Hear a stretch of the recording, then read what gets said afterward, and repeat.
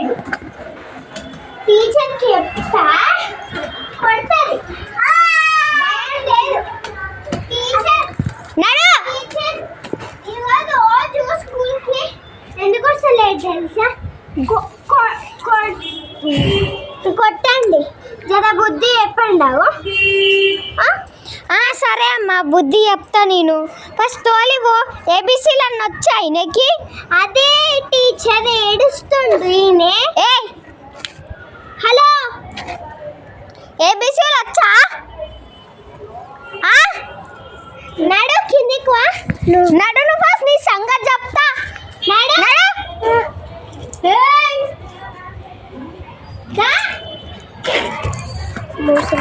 నడు స్కూల్కి ఓడు.